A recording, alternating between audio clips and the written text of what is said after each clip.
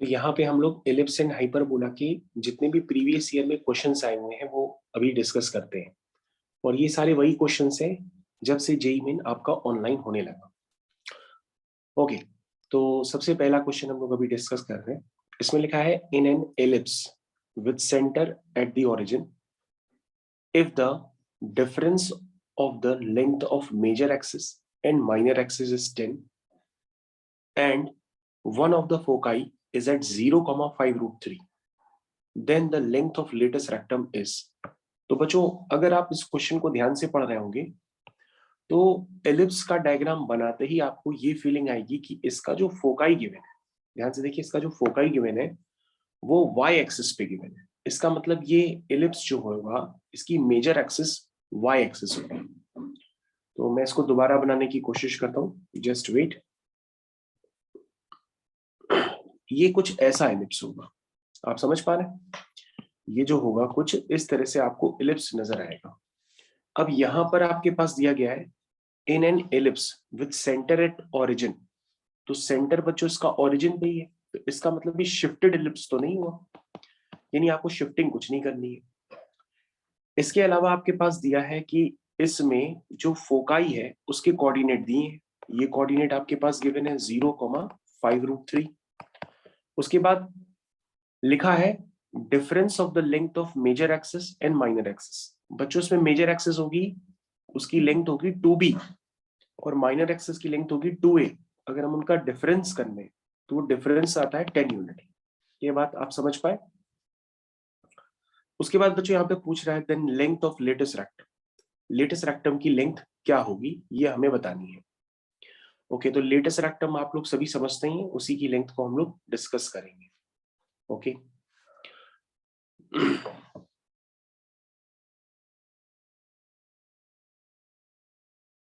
तो बच्चों यानी कि आपके पास सारी बातें समझ करके ये बात आपको क्लियर हो गई है कि यहाँ पर जो भी एलिप्स की इक्वेशन है उसमें a लेस देन b होगा। मेरे ख्याल से ये बात सबको क्लियर हो गई कि ये a लेस देन b वाला ही केस है। ठीक है, फोकाई भी आपको क्लियर हो गई, और फोकाई होती क्या है? बीई 0,BE, तो बीई की वैल्यू भी आपके पास आ गई। 2b माइनस 2a यानी कि वो भी आपको क्लियर हो गया कॉन्सेप्ट। उसके अलावा मैंने आपको बताया था अगर मेजर एक्सिस एक्स एक्सिस होती है तो आप यूज करते हैं B square equal to A square 1 minus E square, लेकिन यहाँ पे मेजर एक्सिस वाई एक्सिस है तो आप ए और बी को इंटरचेंज कर देंगे, तो यहां से आपके पास रिलेशन डेवलप होने लगेंगे। तो बच्चों आपके पास जो डाटा है आप उसी डाटा को यूज करेंगे, यानी कि आपके पास एक डाटा ये गिवन है, एक डाटा ये गिवन है, और इन्हीं को ही हम लोग जितना चाहें उतना यूज करेंगे। तो बच्चों हमने क्या किया, डायरेक्टली यहाँ पर अपने डाटा में b माइनस ए और बीई को अपीयर करा दिया, क्योंकि जैसे हम इसको अंदर मल्टीप्लाई करेंगे तो बीई आ जाएगा, और b minus A B plus A ये सब हम फैक्टराइज करके b प्लस ए निकाल देंगे। तो बच्चों b प्लस ए है, b माइनस ए है, इसका मतलब b और a आ जाएगा, और b और a आ जाएगा तो इसका मतलब आपकी एसेंट्रिसिटी भी आ जाएगी और लेटिस रेक्टम की लेंथ भी आ जाएगी। लेटिस रेक्टम की लेंथ वैसे होती है 2b स्क्वायर बाय ए, लेकिन यहाँ होगी 2a स्क्वायर बाय बी। तो बच्चों ये क्वेश्चन पूरी तरह से खत्म हो गया और इसका सही आंसर है बी पार्ट, दैट मींस 5। तो बच्चों आपको ये देख करके बहुत खुशी लग रही होगी, देखो कितने इजी टाइप भी क्वेश्चंस होते हैं एग्जाम में, तो आपको छोड़ना नहीं होता। मेरे हिसाब से ये क्वेश्चन सभी बच्चों को काफी इजी लगा होगा, तो आप इसको पॉज करके पहले कंप्लीट कर लीजिए, उसके बाद नेक्स्ट क्वेश्चन पे चलते हैं। तो बच्चों नेक्स्ट क्वेश्चन पे आप जाने के लिए रेडी हो जाइए। ये है क्वेश्चन नंबर 2। क्वेश्चन नंबर 2 में क्या लिखा है पढ़ते हैं पहले। इसमें लिखा है an ellipse with foci at 0,2 and 0,-2 and minor axis of length 4 passes through which of the following points। तो बच्चों अगर आप एलिप्स की इक्वेशन निकाल लें और ये चारों पॉइंट्स उसमें एक एक करके सेटिस्फाई करा दें तो आपका काम बन जाएगा। और वंस अगेन बच्चों आपके पास ये तो केस रिपीट हो गया, पीछे वाला केस एक तरह से, क्योंकि यहाँ पे जो फोकाई है वो वाई एक्सिस पे ही लाई करती है ना। तो जो उसकी फोकाई है वो वाई एक्सिस पे ही लाई करती है, तो अगर वाई एक्सिस पे लाई कर रही है तो हम उसको इंडिकेट कर देते हैं। वो है एक 0,2 और दूसरी है 0,-2, यानी एक तरह से किसकी वैल्यू हो गई, बीई की वैल्यू हो गई। ठीक है, फिर यहाँ पे लिखा है माइनर एक्सिस की लेंथ। तो बच्चों माइनर एक्सिस आपकी ये वाली हुई, तो इसकी लेंथ कितनी गिवन है आपके पास, 2a। क्या गिवन है? 2a। तो माइनर एक्सिस की length that means 2a given है, that means 2a is equal to 4 और BE इज इक्वल टू 2। मेरे ख्याल से ये सारी बातें आपको इंडिकेट हो गई हैं, तो आपने अपने डाटा को सॉल्व करना स्टार्ट कर दिया होगा। तो a आ गया और BE आ गया। उसके बाद वंस अगेन बच्चों वही equation a less than b वाले में हम यूज करेंगे और यहां से हमारे पास b निकल के आ जाएगा। b आ गया, a आ गया, एसेंट्रिसिटी वगैरह सब निकल के आएगा अगर पूछा जाता तो। एलिप्स की इक्वेशन आ जाएगी, तो X square upon A square plus Y square upon B square equal to 1। अगर आप ऑप्शंस को चेक करेंगे तो आपको ऑप्शंस चेक करने पे पता पड़ेगा कि √2, यानी कि डी पार्ट इसका सही आंसर है जो उसको सेटिस्फाई करता है। तो बच्चों आप पॉइंट्स निकालने में ना जुट जाइएगा, आप डायरेक्टली ऑप्शन चेकिंग से अपना आंसर मैच कर लीजिएगा। तो ये सेकेंड क्वेश्चन भी आपका कंप्लीट हो गया। ठीक है, नेक्स्ट क्वेश्चन पे हम लोग चलते हैं। नेक्स्ट क्वेश्चन है, let the length of the latest rectum of an ellipse let the length of the latest rectum of an ellipse with its major axis along x-axis and center is at origin be 8। कहोगे sir ये भी shifted तो है नहीं है, क्योंकि shifted होता तो सेंटर इसका बदल गया होता, लेकिन ये sir a greater than b वाला एलिप्स है क्योंकि इसकी मेजर एक्सिस है आपकी x एक्सिस। तो ये सर मैंने आपको डायग्राम बना के दे दिया। तो सबसे पहले जो डाटा दिया है उसको एक बार लिख लेते हैं पूरा। कह रहा है मेजर एक्सिस एक्स एक्सिस है, सेंटर एट ओरिजिन है, तो सेंटर को ओरिजिन लिख दिया मैंने। लेंथ ऑफ लेटेस्ट रेक्टम आपके पास गिवन है, तो लेटेस्ट रेक्टम की लेंथ इस केस में होती है 2b square by 8 which is equal to 8। If the distance between the foci of the ellipse is equal to the length of minor axis, तो बच्चों जो उसकी फोकाई होती है वो तो आप पहले से जानते हैं AE, 0 और -AE, 0। और हर केस में चाहे वो शिफ्टेड एलिप्स हो, दो फोकाई के बीच की जो डिस्टेंस होती है वो 2AE होती है, लेकिन ये 2AE किसके इक्वल है? वो लेंथ ऑफ माइनर एक्सिस के इक्वल है। माइनर एक्सिस कहाँ है? ये है माइनर एक्सिस। तो बच्चों ये होता है 0, b और ये होता है 0, -b। तो ये लेंथ कितनी हो गई? 2b। तो बच्चों आपके पास एक रिलेशन तो पहले वाला हो गया, एक रिलेशन ये हो गया, सेंटर ओरिजिन पे ही है। Then which of the following points lie on it, तो इसका मतलब अब आप इस क्वेश्चन को कंप्लीट कर सकते हैं। a ग्रेटर देन b है, सारा डाटा अब आपके पास आ चुका है। इस डाटा को बिल्कुल आप प्रॉपर तरीके से लिखिए और उसके बाद एसेंट्रिसिटी वाली इक्वेशन यूज करिए, एसेंट्रिसिटी वगैरह सब आपके पास निकल आएगा। इस काम को पूरी तरीके से करिए, जैसे ही आप करेंगे तो आपके पास a की वैल्यू 8 आ जाएगी, b स्क्वायर आपका 32 आ जाएगा। तो आपकी फर्दर इक्वेशन निकल के आ जाएगी x square upon 64 plus Y square upon 32 is equal to 1। यानी आपका सही आंसर हो गया 4√3, 2√2। ये इसका सही आंसर है। ठीक है बच्चों, थर्ड क्वेश्चन भी कंप्लीट हो गया। अब आप पॉज करके इसको पहले कंप्लीट कर लीजिए। फोर्थ क्वेश्चन, फोर्थ क्वेश्चन में क्या है ध्यान से देखते हैं। इसमें लिखा है if the lines x plus 2y is equal to 12 is tangent to ellipse, तो बच्चों इलिप्स पे टैंजेंट यहाँ पर गिवन है। तो बच्चों अगर टैंजेंट गिवन है तो आप इसको पढ़ते हैं आगे। If the line 6 plus 2y is equal to 12 is tangent to ellipse at a point 3, 9/2, किस पे है? 3, 9/2 पे ये टेंजेंट। तो चेक करो क्या 3, 9/2 क्या इसको सेटिस्फाई कर रहा है टेंजेंट की इक्वेशन को? कहोगे सर यस सर कर रहा है, बिल्कुल कर रहा है ना। देखो क्या लिखा हुआ है, if the lines is a tangent to ellipse at a point this, तो मतलब ये है बच्चों कि अगर आप इलिप्स बनाते हैं तो इलिप्स बनाते ही एक पॉइंट पे टैंजेंट ड्रॉ की गई है, और वो जो पॉइंट है आपका वो पॉइंट है फर्स्ट क्वाड्रेंट। This is 3, 9/2। इस पे क्या ड्रॉ की गई है? टैंजेंट। बच्चों जाहिर सी बात है टैंजेंट हवा में तो होगी नहीं, टैंजेंट तो कर्व पे ही होगी, तो वो पॉइंट कर्व को भी सेटिस्फाई करता है एज वेल एज उस टैंजेंट की इक्वेशन को भी सेटिस्फाई करता है, करेगा ना। ओके उसके बाद पूछा then the length of the latus rectum of the ellipse. Latus rectum की लेंथ पूछ रहा है इस इलिप्स के लिए। वो तो आप समझ गए, या तो वो 2b स्क्वायर बाय a होगी या 2a स्क्वायर बाय b होगी, लेकिन अब हमको आगे करना क्या है ये आपको पहले सोचना पड़ेगा। तो सबसे पहले बच्चों हम क्या करते हैं, हम टैंजेंट की इक्वेशन को दूसरे तरीके से लिखते हैं, क्योंकि मैंने आपको बताया था कि अगर किसी भी पॉइंट पे आपको टेंजेंट की इक्वेशन लिखनी है तो आप डायरेक्टली t इक्वल टू 0 को यूज करके कर सकते हैं। तो बच्चों मैंने क्या किया, डायरेक्टली उस स्टैंडर्ड को यूज कर लिया। तो आपके पास t इक्वल टू 0 यूज करके टेंजेंट की एक इक्वेशन आ गई उस कर्व, और टेंजेंट की आपके पास दूसरी इक्वेशन पहले से ही गिवन है, which is x plus 2y is equal to 12। अब बच्चों ये दोनों सेम लाइंस है, अगर सेम लाइंस है तो उनके कोएफिशिएंट्स के रेशियो इक्वल हो जाए, और जैसे ही आप इक्वल करेंगे तो इक्वल करते ही आपके पास a और b आ जाए। तो a और b आ जाएगा तो आपके पास लेटेस्ट रेक्टम की लेंथ आ जाएगी, which is equal to 2b square by a, which is equal to 2b square by a। क्योंकि बच्चों अगर आप ध्यान से देखें तो यहाँ पे a की वैल्यू b से बड़ी है, तो इसलिए आप लेटेस्ट रेक्टम की length 2b square by a लिखेंगे, और अगर उल्टा होता तो हम 2a स्क्वायर बाय b लिखते। चलिए, मेरे ख्याल से फोर्थ क्वेश्चन भी आपको बहुत अच्छे से क्लियर हो गया। फोर्थ क्वेश्चन का सही आंसर है बी पार्ट। ठीक है, सबको clear? Okay, fifth question. Fifth question को बच्चों हम लोग वंस अगेन पढ़ते हैं। क्या लिखा हुआ है?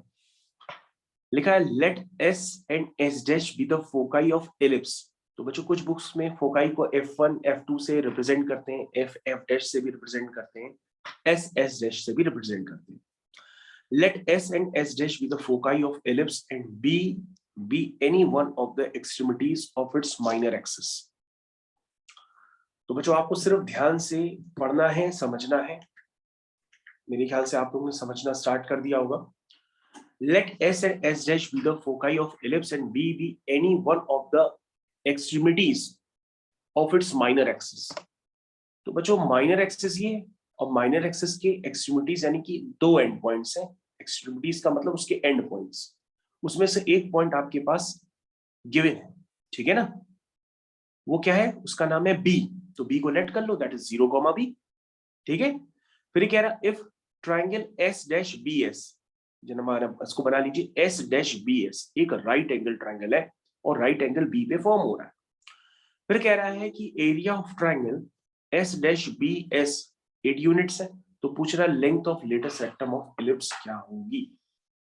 अब तुम कहोगे सर लेटेस्ट रेक्टम की लेंथ निकालने के लिए आपको ए और बी सारे रिलेशन पता करने पड़ेंगे, तभी आप लेटेस्ट रेक्टम की लेंथ निकाल पाएंगे। तो हमने कहा इसके लिए हमारे पास दूसरे डाटा भी गिवन है, उसको हम यूज करते हैं। हमको, जैसे मैंने आपको पैराबोला में बताया था कि पैराबोला में अगर आपके पास नॉर्मल कॉर्ड वर्टेक्स पर 90 डिग्री सबटेंड करती है, इसको पॉइंट को लेते हैं आप 0,0, इसको लेते हैं 81 स्क्वायर 281, इसको लेते हैं आप 82 स्क्वायर 282। तो मैंने बताया था कि m1 m2 is equal to आप -1 करते हैं यहाँ पर, तो यहाँ पर रिलेशन क्या आता है? t1 t2 is equal to -4।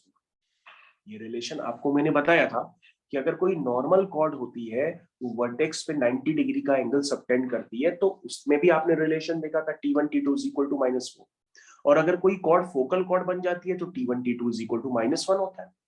और अगर आपको नॉर्मल कॉर्ड नहीं पता तो मैं आपको बता देता हूं कि ये एलिप्स पे नॉर्मल होती है ना? ये क्या होती है? एलिप्स पे नॉर्मल होती है, लेकिन दोबारा जाके एलिप्स पे फिर से मीट कर लेता है। यानी कि नॉर्मल अगर एलिप्स पे डाला गया, सॉरी, अगर पैराबोला पे डाला गया नॉर्मल, वो वंस अगेन अगर कहां मीट कर ले?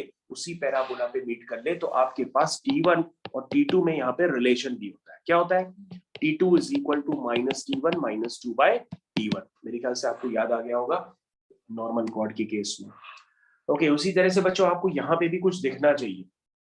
आपको दिखेगा कि यहाँ पे फोकाई हम दिख रही है, हमको यहाँ पे भी फोकाई हमें दिख रही है, यहाँ पे बी पॉइंट हमें दिख रहा है, और हमें दिया जा रहा है कि ये दोनों लाइंस आपस में परपेंडिकुलर है, यानी एस डैश बी और बी एस। तो हम उनके स्लोप का प्रोडक्ट क्या करेंगे? -1 करेंगे, और जैसे ही -1 करेंगे तो बच्चों एक रिलेशन खटाक से आपके पास आ जाएगा। उसके बाद ट्राइंगल का एरिया निकालने में आपको बच्चों प्रॉब्लम नहीं होनी चाहिए, क्योंकि जहां पे राइट एंगल फॉर्म होता है वहां पे एक बेस बन जाता है और एक हाइट बन जाती है, एक बेस और एक हाइट बन जाता है। तो बच्चों ये बन गया बेस और ये बन गया हाइट, और ट्राइंगल का जब आप एरिया लिखेंगे तो आपके पास ट्राइंगल का एरिया बहुत आसान तरीके से लिखा जा सकता है, half into base into height. तो ट्राइंगल का एरिया आपको देखना है, half into base into height होता है। तो आप किस तरह से लिख रहे हैं वो भी थोड़ा सा आपको समझना पड़ेगा। देखिए मैंने किस तरह से लिखा है वो देखिए, मैंने लिखा है half into base into height, मतलब मैंने ये बेस और ये हाइट नहीं यूज की है, मैंने ये वाला बेस और ये हाइट यूज की है।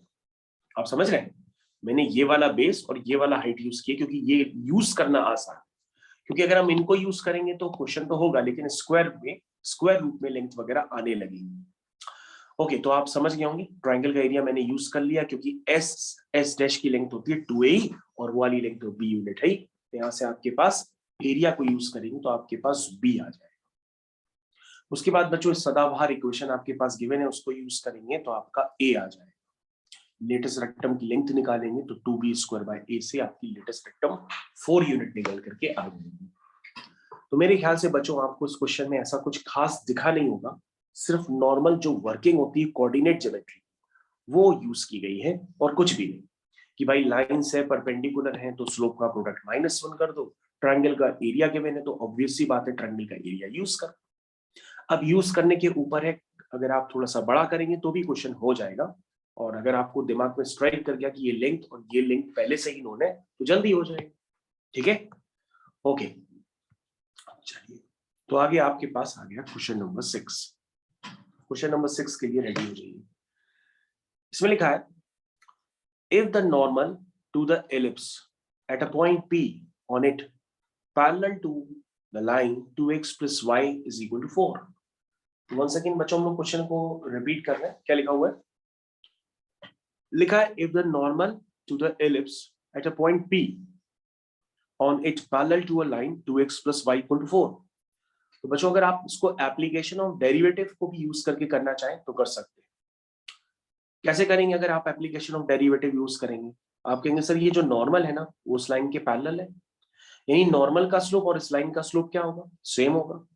तो सर सबसे पहले हम क्या करेंगे, इस कर्व को डिफरेंशिएट करेंगे, इस पॉइंट पर उसका स्लोप निकाल लेंगे। अब ये पॉइंट आप x1 y1 लेट कर लीजिए या पैरामीट्रिक फॉर्म में a cos theta b sin theta late कर लीजिए।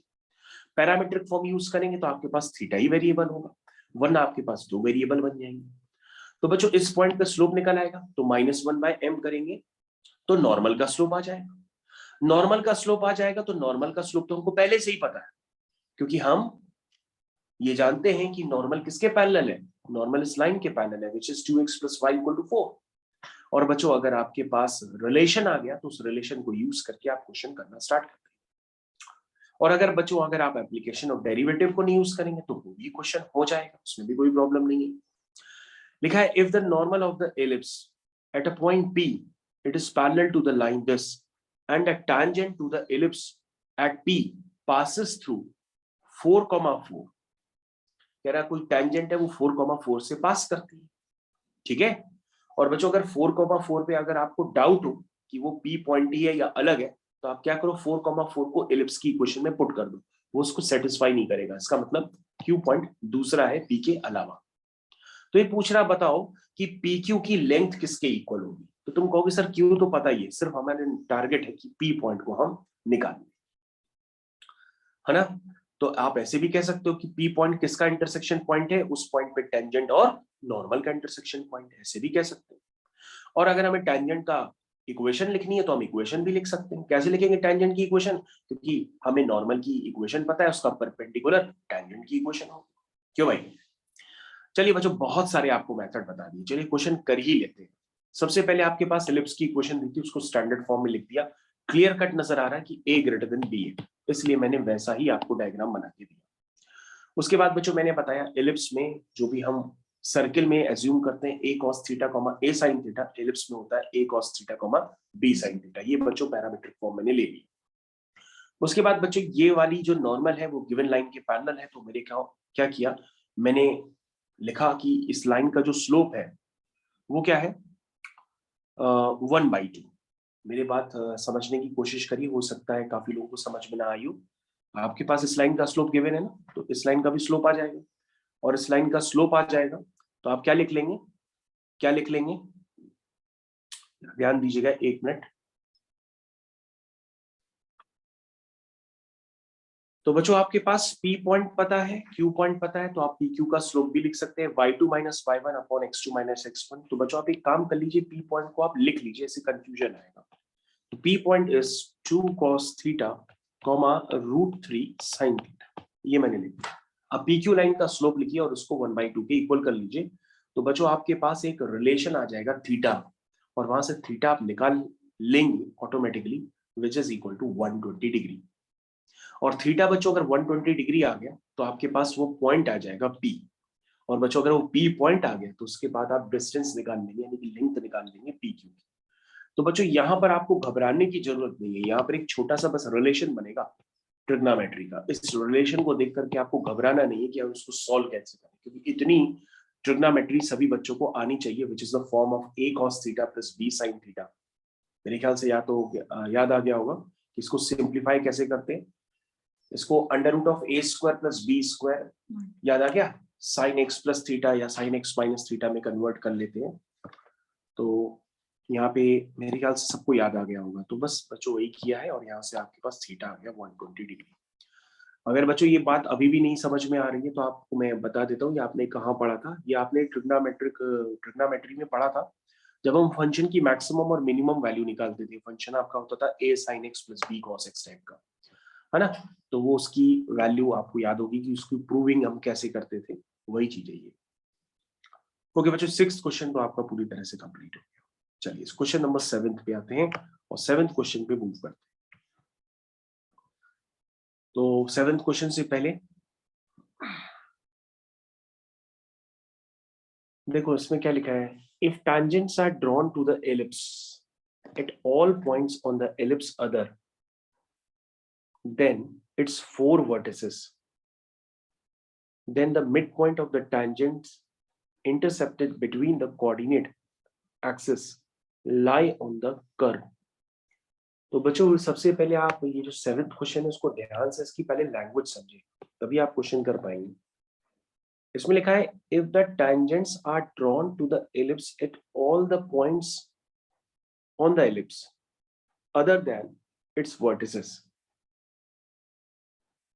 तो चलिए बच्चों इस क्वेश्चन को पहले स्टार्ट करते हैं, समझते हैं क्या करना है। सबसे पहले आपके पास जो एलिप्स की इक्वेशन है उसको सही ढंग से लिखिए, तो आपको पता पड़ जाएगा a ग्रेटर देन b है। तो ये आपने एलिप्स की इक्वेशन ले ली। अब एलिप्स में टैंजेंट ड्रॉ करनी है, तो टैंजेंट के लिए कोई पॉइंट तो गिवन नहीं है, और हमारे लिए सबसे आसान तरीका होता है कि हम पैरामीट्रिक फॉर्म को एज्यूम करें, which is a cos theta, b sin theta. अब हम क्या करते हैं, इस पे एक जनरल टैंजेंट की इक्वेशन लिखते हैं, which is t equal to 0। ये टैंजेंट की इक्वेशन हो गई, समझ गए आप। तो बच्चों अगर आप नई स्ट्रेटेजी समझ रहे हैं तो कहने का मतलब मैंने ये टैंजेंट की इक्वेशन अभी आपको लिखी दे दी है इस पॉइंट पे, which is t equal to 0। ठीक है, चलिए रिकॉर्डिंग तो पहले ही पॉज है, कुछ बोला ही नहीं सर है। चल रही है पॉज। तो बच्चों अभी तक आपने टैंजेंट की इक्वेशन लिख ली होगी। तो टैंजेंट की equation is t equal to 0, ये लिख ली। इट कट x एक्सिस, तो बच्चों ये जनरल टैंजेंट x एक्सिस को जो भी कट करेगी तो वहां y कोऑर्डिनेट 0 करेगा, y एक्सिस को करेगी तो x कोऑर्डिनेट 0 करेगा। समझ में आ गया। फिर हमसे पूछा गया है कि कोऑर्डिनेट एक्सिस को जहां पर कट करती है ये पॉइंट और ये पॉइंट, तो उसके हमें शायद मिड पॉइंट का लोकस वगैरह कुछ निकालना है, ऐसा कुछ कहा है उसमें। तो एक बार क्वेश्चन आप फिर से पढ़िए। If the tangents are drawn to the ellipse at all the points on the ellipse other than its vertices, then the midpoints of the tangent intercepted between the coordinate axis lie on the curve। यानी mid point का locus निकाल। तो बच्चों locus तो निकाल ही लोगे, है ना। और बच्चों मेरे ख्याल से आप ये कॉन्सेप्ट तो समझ ही गए कि यहाँ पर मैंने एक जनरल पॉइंट लेकर के टैंजेंट का डिस्कशन किया है, जो कि सारी टैंजेंट्स को कवर करेगा, सारे थीटास को। ठीक है, ओके बच्चों, तो हमारे पास क्या करना है, हमारे पास फिर से मैं एक एलिप्स का डायग्राम ले लेता हूँ, और हमें ये वाला पॉइंट पता है, ये वाला पॉइंट पता है, इनका मिड पॉइंट का पता है, ये भी h, k है। तो मिड पॉइंट फॉर्मूला लगा के x कोऑर्डिनेट को h के इक्वल कर देंगे, y कोऑर्डिनेट को k के इक्वल कर देंगे, तो हमारे पास cos थीटा और sin थीटा आ जाएगा। और थीटा को एलिमिनेट करने का सबसे आसान तरीका होता है sin square theta plus cos square theta equal to 1, तो आपके पास ये आंसर निकल के आ जाएगा।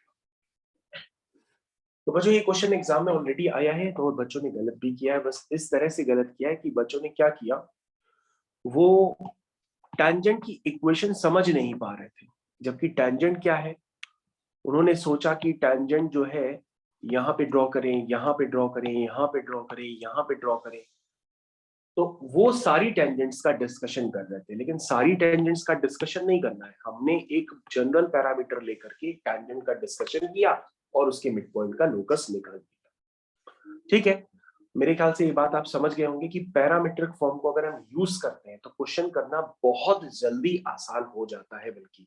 ठीक है, तो ये 7th क्वेश्चन आपका कंप्लीट हो गया। 7th के बाद बच्चों आपके पास आ गया क्वेश्चन नंबर 8। क्वेश्चन नंबर 8 में क्या लिखा हुआ है? लिखा है the tangent and normal to the ellipse at the point 2,2 meet the x-axis at Q and R। कह रहा है the tangent and normal to the ellipse, ठीक है, the tangent and normal to the ellipse at point 2,2 कहाँ meet करता है? x axis पे, Q पे और R पे। ठीक है, tangent मीट करती है शायद Q पे और नॉर्मल मीट करती है R पे। ठीक है, then the area in square units of triangle PQR, PQR triangle का एरिया निकाल। तो बच्चों मेरे ख्याल से आपको एलिप्स की क्वेश्चन तो क्लियर है, तो पहले आप इसको साइड एज से लिख लीजिए और जब आप लिखेंगे तो ही आपको सारी बातें क्लियर होंगी। एलिप्स की इक्वेशन पहले आप लिख लीजिए। एलिप्स की इक्वेशन लिखने के बाद आप उस पर टैंजेंट की इक्वेशन 2,2 पे लिख लीजिए, क्योंकि 2,2 इस एलिप्स पे लाई करता है, सेटिस्फाई करा के देख लीजिए। तो टैंजेंट की इक्वेशन आ जाएगी t इक्वल टू 0 करने पर। तो देखो बच्चों, t इक्वल टू 0 करने पर टैंजेंट की इक्वेशन आ गई, लेकिन फिर से कहा गया कि जो टैंजेंट है वो एक्स एक्सिस पे मीट करती है q पे, तो हम वहां पे y 0 डाल देंगे टैंजेंट की इक्वेशन में, आपके पास x आ जाएगा। उसके बाद बच्चों अगर हमारे पास टैंजेंट का स्लोप पता है तो हमें नॉर्मल का भी स्लोप पता है, और नॉर्मल का स्लोप पता है, पॉइंट पता है, तो हम नॉर्मल की इक्वेशन भी लिख देंगे।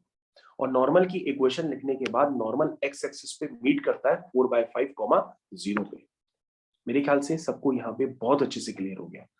उसके बाद यहाँ पे अगर बच्चों आपको बातें क्लियर है तो सबसे पहले अब आप ट्रायंगल पे फोकस करिए जिसका एरिया आपसे पूछा गया है, वो है PQR। स्टार्ट कर रहे हैं।